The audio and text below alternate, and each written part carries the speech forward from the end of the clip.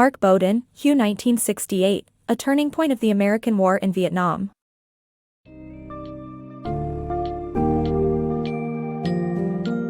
Delve into the gripping account of Hue 1968, A Turning Point of the American War in Vietnam, by Mark Bowden. Learn about the underlying causes and consequences of the First Indochina War, the impact of the French colonial era, and the significance of the Geneva Agreement. Discover the complexities of the Vietnam War and the pivotal Tet Offensive, the battle for the city of Hue, and the political fallout both in Vietnam and the United States. This book's summary sheds light on the misleading military intelligence, media coverage, and the eventual shift in public opinion that altered the course of history.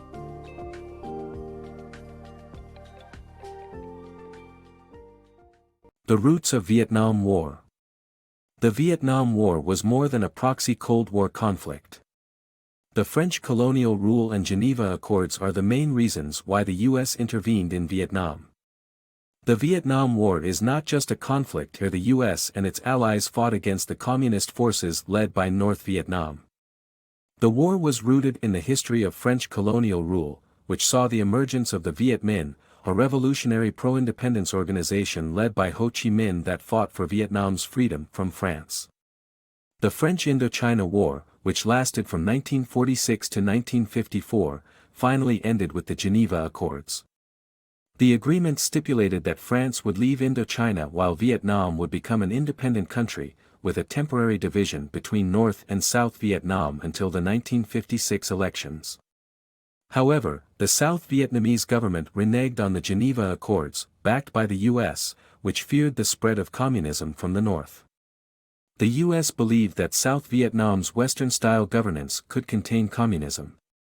When the Viet Cong, formerly known as the Viet Minh, launched a campaign of armed resistance in the South, the U.S. intervened, sending troops to fight against the communist forces. In summary, the Vietnam War was a result of a complex interplay of history, politics, and ideology. The French colonial rule, the struggle for national self-determination, and the Geneva Accords, which ultimately failed, are the main reasons why the U.S. intervened in Vietnam. The Futile bombing campaign in Vietnam. The American military intervention in Vietnam, driven by President Kennedy and President Lyndon B. Johnson, went beyond its initial purpose and turned into a full-scale ground and bombing campaign.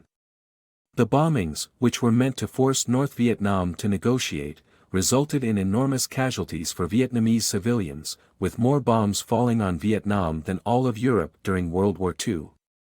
However, the U.S. strategy was inadequate for the situation in Vietnam, as it was mostly an agricultural society with no significant industrial targets, and contrary to the official death count, the bombings failed to stop the communist forces from advancing.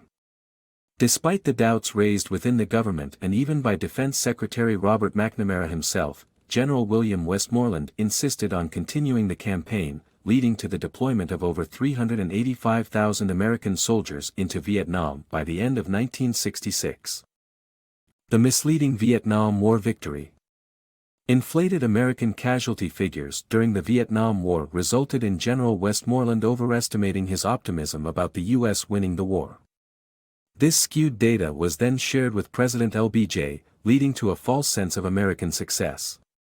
However, Westy and Hanoi were both proven mistaken as the North planned a massive operation called the Tet Offensive, hoping to inspire the South Vietnamese to rise up against their American oppressors.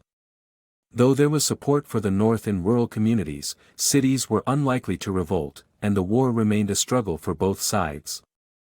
The Bold Tet Offensive. Hue, a strategically important city, remained untouched until the Tet Offensive. The city required nearly 10,000 troops to be captured. The Viet Cong established their base in La Chu, while the local cells recruited new members. Artillery and regular units were approaching the city with specific orders. The mission of a single man was to raise a unique flag symbolizing the city's religious factions and intelligentsia to incite its population to join the cause. The Tet Offensive was meticulously planned and executed, earning praise from even U.S. Navy officials. Tet Offensive, the start of the end.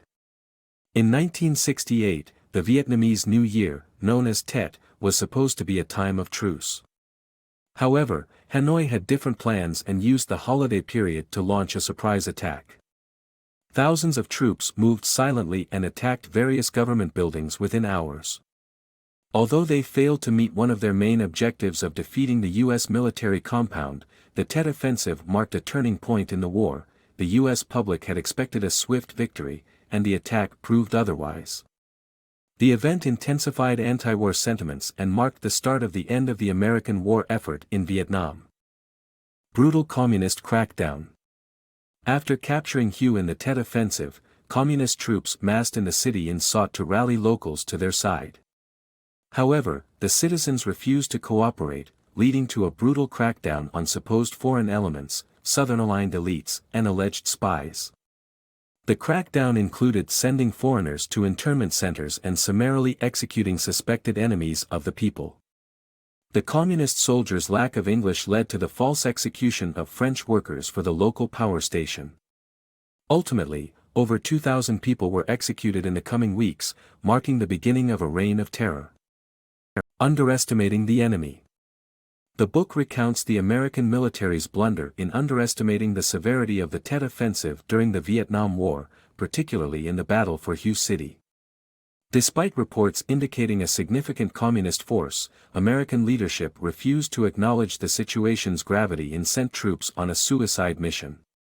Lieutenant Colonel Gravel's call for reinforcements was ignored, and ultimately, the enemy overwhelmed American troops at the main bridge to the citadel. The book highlights the dangers of underestimating the enemy and the dire consequences of failing to assess the situation's reality. Uncovering the truth about Hue. The media's failure to report the extent of the communist attack on Hue during the Vietnam War was exposed by journalist Gene Roberts, who witnessed the tragedy and reported on it for the New York Times. Despite the accuracy of his reporting, the military command and government denied the severity of the attack and tried to discredit Roberts. The media's shift in focus to Hue marked a turning point in the war, highlighting the impact of media coverage on public opinion and government decision-making.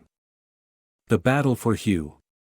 In the midst of the Vietnam War, the Americans and their South Vietnamese allies turned their attention to retaking the city of Hue.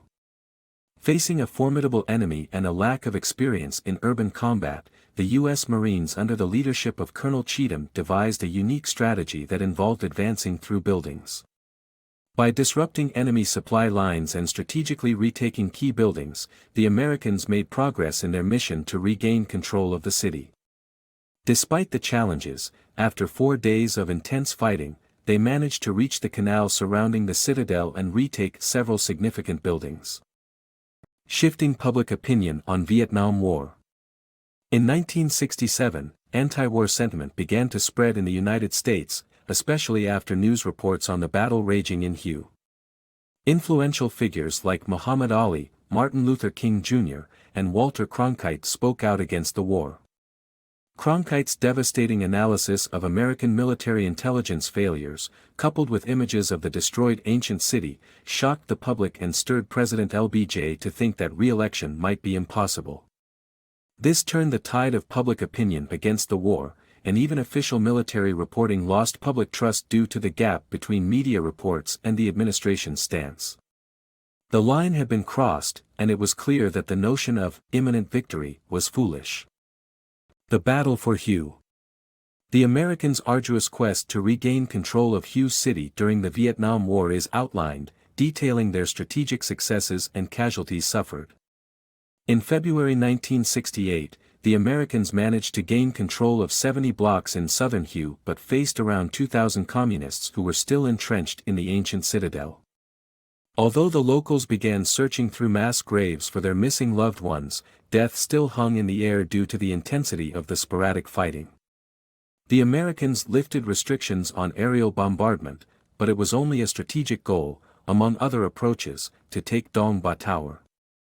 The heavily damaged ancient structure eventually fell to a ground assault, and the battalion ventured into the citadel, engaging in urban warfare, albeit at a slow pace. The communists held firm and dug themselves in, refusing to retreat, leading to the Marines taking casualties in every building.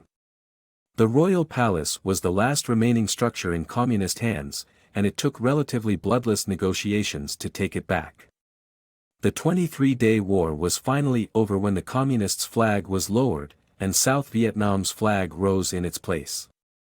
The Americans emerged victorious, but the battle for Hue City left a lasting impression on the nation and beyond. The brutal cost of the Battle for Hue.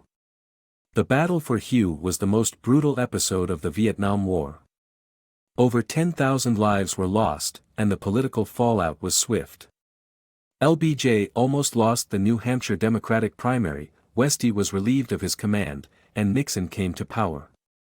The war dragged on for another 7 years and destabilized the region further, leading to the genocide of millions of Cambodians.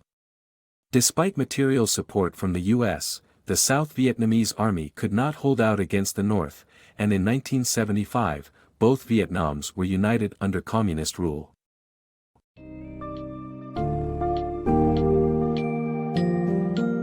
Mark Bowden's Hue 1968 vividly portrays the dark side of the Vietnam War and the turning point marked by the ferocious battle for the city of Hue.